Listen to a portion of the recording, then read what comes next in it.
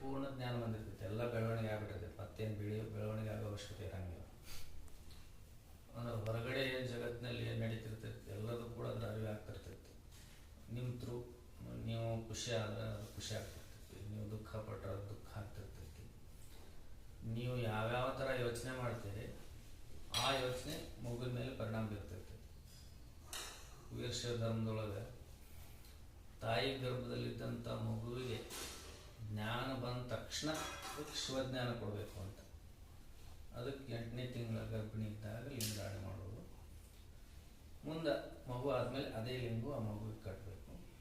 ಮುಂದೆ ಆ ಮಗು ತನ್ನ ಜೀವನ ಪರ್ಯಂತ ಅದೇ ಲಿಂಗ ಪೂಜೆ ಮಾಡ್ಕೊಂಡು ಮತ್ತು ಆ ಲಿಂಗದ ಜೊತೆಗೇ ತನ್ನ ಜೀವನವನ್ನು ಮುಗಿಸ್ಬೇಕು. ಈ ಥರ ಅಂದರೆ ತಾಯಿ ಗರ್ಭದಲ್ಲಿ ಇದ್ದಾಗ ಬಂದಂತಹ ಲಿಂಗ ಭೂಗರ್ಭಕ್ಕೆ ಹೋಗೋ ತನಕ ನಮ್ಮ ಜೊತೆ ಇರುತ್ತೆ. ವಿಶೇಷವಾಗಿ ಇನ್ನೊಂದು ಇದರದ್ದು ವೈಜ್ಞಾನಿಕವಾದಂಥ ಕಾರಣ ಏನು